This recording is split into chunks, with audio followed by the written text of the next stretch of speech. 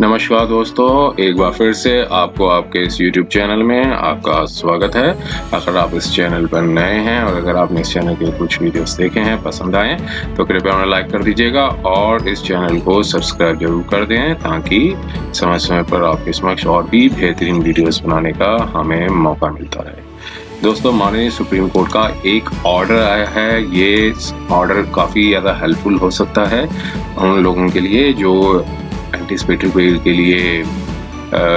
आवेदन देते हैं 498 केस में। तो अक्सर देखा गया है कि कई हाई कोर्ट्स हैं, स्टेटों की हाई कोर्ट्स हैं, माननीय हाई कोर्ट्स हैं, वो कंडीशन लगा देती हैं कि एंटीसिपेटरी बेल तब मिलेगी अगर आप मेंटेनेंस है, ये इतना अमाउंट का आप वाइफ को देंगे तो किस ग्रांट पे यह है एंटीसिपेटरी बेल है वो ग्रांट की जाएगी, या फिर कुछ अमाउंट है वो देने को कहती है कोर्ट्स। तो किस हद तक वो सही है, माननीय हाई कोर्ट्स जो ऑर्डर्स देती हैं, बेशक वो जो है वुमेन्स के इंटरेस्ट के लिए होता है, लेकिन किस हद तक वो लीगली करेक्ट है as per the code of criminal procedure के अंदर, क्या ऐसे प्रोविजंस हैं कि क्या कोई भी माननीय हाई कोर्ट हुई या फिर कोई भी सेशन कोर्ट हुई, क्या ऐसी कंडीशंस लगा सकती हैं कि एंटीसिपेटरी बेल इस ग्रांट पे दी जाएगी कि आप इतना अमाउंट है वो वाइफ को देंगे, या फिर मंथली मेंटेनेंस है इस तरह का वाइफ को देंगे। तो ऐसे में माननीय सुप्रीम कोर्ट समय समय पर अपने ऑर्डर्स देती रही हैं। तो एक ऑर्डर आया है 18 अक्टूबर 2022 का। इसके डिटेल्स और जो केस जो हैं वो मैं आपको डिस्क्रिप्शन बॉक्स में नीचे छोड़ दूंगा, मतलब मैं मेंशन कर दूंगा, आप उसको आप देख सकते हैं। तो थोड़ा सा फैक्चुअल मैट्रिक्स क्या था इसके केस का वो थोड़ा सा समझने की कोशिश करते हैं। देखिए, ये स्पेशल लीव पिटीशन डाली गई थी, पार्टीज के नाम जो है मैंने इस वीडियो में नहीं, लेकिन आप इसका जो केस डिटेल्स हैं वो नीचे आप देख सकते हैं। तो यहाँ पर जो है हस्बैंड ने एक अपील फाइल की थी जो हाई कोर्ट के ऑर्डर के अगेंस्ट में थी। वहाँ एंटीसिपेटरी बेल थी वो दे दी गई थी 15 जो फरवरी 2019 को, और विद डेटेड 5/3/2021, 4/5/3/2021 को एक और सक्सेसिव ऑर्डर एक और आया था। तो उसमें कहा गया था जो प्री अरेस्ट बेल है, इसमें हस्बैंड को डिपॉजिट करने को बोला गया था कि डिमांड ड्राफ्ट जो है 10 lakhs का as ad interim victims compensation in the favour of the respondent to, wife के नाम। तो यहाँ पर रिस्पोंडेंट टू है जो है वो वाइफ है और अपीलेंट है वो हस्बैंड है। तो अपीलेंट ने जो हस्बैंड है उन्होंने हाई कोर्ट के जो झारखंड की जो हाई कोर्ट थी उनके ऑर्डर के अगेंस्ट में यहाँ पर सुप्रीम कोर्ट में आए, और इस ऑर्डर में ये बताया गया था कि माननीय हाई कोर्ट ने ये डायरेक्शन दी थी कि हस्बैंड को कि वो 10 लाख रुपीज जो हैं वो 10 लाख रुपीज जो है वो एड इंटरिम विक्टिम कॉम्पनसेशन के तौर पे जो रिस्पोंडेंट नंबर 2 जो उनकी जो वाइफ है उनको बतौर दें। तो अब यहाँ पर आगे थोड़ा सा और बताया गया है। क्या बताया गया था, एक मैट्रिमोनियल डिस्प्यूट था पार्टीज के बीच में, और जो मैरिज थी वो सॉलमनलाइज्ड हुई थी हिंदू राइट्स एंड कस्टम्स के अकॉर्डिंगली 11 जून 2015 में। तो दोनों पार्टीज थी जो हस्बैंड और वाइफ के बीच में जो का ही डिस्प्यूट है, यहाँ पे 11/6/2015 को हिंदू मैरिज के अनुसार, हिंदू राइट्स और कस्टम्स के अनुसार 11 जून 2015 में शादी हुई थी। लेकिन अब आगे लिखा है कि कई मैट्रिमोनियल डिफरेंसेस आए और एप्लीकेशन जो है वो अपीलेंट जो हस्बैंड है उन्होंने एक एप्लीकेशन जो है वो फाइल की, और उसमें बताया कि डिसोल्यूशन ऑफ मैरिज, डिसोल्यूशन मतलब मैरिज डिवोर्स की जो है एक एप्लीकेशन फाइल की 18 जुलाई 2016 को। फिर उसके बाद जो रिस्पोंडेंट 2 थी उन्होंने भी एक क्रिमिनल कंप्लेंट है वो अपने हस्बैंड के अगेंस्ट में फाइल की, और वो इसका ब्यौरा यहाँ पर मेंशन किया गया है। वो 27 जुलाई 2017 को, जो कंप्लेंट नंबर सो थी 2017 की थी, तो 27 जुलाई 2017 को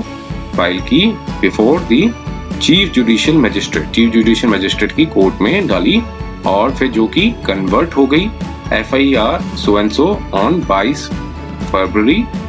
2018। तो मीन्स जिसे ये मेंशन नहीं किया गया, तो हो सकता है कि 156(3) के अंदर जो है वाइफ ने कंप्लेंट डाली हो, तभी वो FIR के अंदर कन्वर्ट हुई है, FIR के अंदर, क्योंकि अगर क्रिमिनल सिंपल कंप्लेंट होती तो फिर वो क्रिमिनल केस बनता, लेकिन यहाँ पे कंप्लेंट के आधार पे जो है वो FIR जो है वो कन्वर्ट हो गई,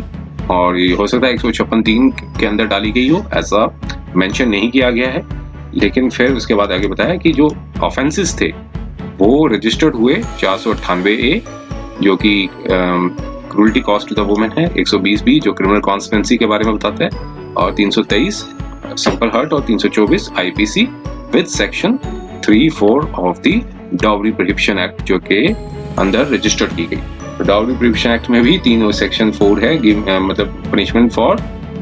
डिमांड ऑफ डाउरी ही जो प्रोविजंस हैं वो उसके अंदर रजिस्टर्ड कर दी गई। अब ये बताया कि being non cognisable offence the appellant approach the court में के समय आए और एक एप्लीकेशन फाइल की seeking the pre arrest bail. Means जो ऑफेंसेस थे इसमें बेल लेनी जरूरी होती है, तो इसलिए हस्बैंड ने एक एप्लीकेशन फाइल की कि अरेस्ट से पहले की बेल दे दी जाए, जो कि एक एंटीसिपेटरी बेल कह सकते हैं। उसमें एंटीसिपेटरी बेल की एक एप्लीकेशन प्री अरेस्ट बेल है वो फाइल की। तो हाई कोर्ट ने जो प्री अरेस्ट बेल इस ग्राउंड पे दी कि अपीलेंट जो है वो एक कॉन्जुगल लाइफ है as stated in para 8 of the bail application. कि कॉन्जुगल लाइफ है मींस वाइफ के साथ रहें, इस ग्राउंड्स पे उन्होंने हाई कोर्ट ने एंटीसिपेटरी बेल दी। लेकिन जो ग्राउंड रियलिटीज क्या थी, आगे कोर्ट ने आगे बताया कि ग्राउंड रियलिटीज आर वंस जो पार्टीज के बीच में एक मैट्रिमोनियल डिस्कॉर्ड आ जाता है and instituting inter-se proceedings to restore the conjugal lives is otherwise not possible। तो एक बार मैट्रिमोनियल डिस्कॉर्ड आ जाए तो फिर उसके बीच में कॉन्जुगल राइट्स जो है वो पॉसिबल नहीं हो पाता है, ऐसा कोर्ट ने बताया। आगे फिर देखिए, फिर इसके बाद at this point of time high court ने अपनी जो पावर्स है वो एक्सरसाइज की अंडर 482 ऑफ CRPC के तहत, और एक ऑर्डर जो है वो पास किया और उसमें डायरेक्शंस दी अपीलेंट को कि वो एक सबमिट करें, वो एक डिमांड ड्राफ्ट 10 लाख रुपीस का जो है वो सबमिट करें as ad interim victims compensation के तौर पे जो है वो वाइफ को, मतलब वाइफ के एड इंटरिम विक्टिम कॉम्पनसेशन के तौर पे सबमिट करें, और as revealed from the order जो बताया गया था 4/5/2021 में, to permit the appellant to avail the benefit of pre arrest bail. ये कंडीशन लगा दी कि प्री अरेस्ट बेल तभी मिलेगी अगर वो एक 10 लाख रुपीस का जो डिमांड ड्राफ्ट है वो डिपॉजिट करें और सबमिट करें as ad interim victim compensation के तौर पे। After hearing the counsels for the parties, अब यहाँ पे कोर्ट ने बताया कि दोनों काउंसिल्स ने अपनी अपनी सबमिशन दी, दोनों कोर्ट ने बताया कि कोई रीजनेबल जस्टिफिकेशन नहीं बनता है हाई कोर्ट का कि अपीलेंट को to call upon the appellant को कि वो कहें कि एक डिमांड ड्राफ्ट है 10 लाख रुपीस का लेने से मतलब डिपॉजिट करें तभी उनको बेनिफिट प्री अरेस्ट का बेल का मिलेगा। तो यहाँ पर कोर्ट ने कहा कि ऐसा कोई रीजनेबल जस्टिफिकेशन नहीं बनता है कि हाई कोर्ट अगर कहे कि 10 लाख रुपीस सबमिट करें तभी आपको प्री अरेस्ट जो है बेल दी जाएगी। तो कॉन्सिक्वेंटली तो इस केस में देखते हुए तो अपील थी, हस्बैंड की जो अपील है वो अलाउ कर दी, और हस्बैंड और जो हाई कोर्ट का जो ऑर्डर था जो कि 4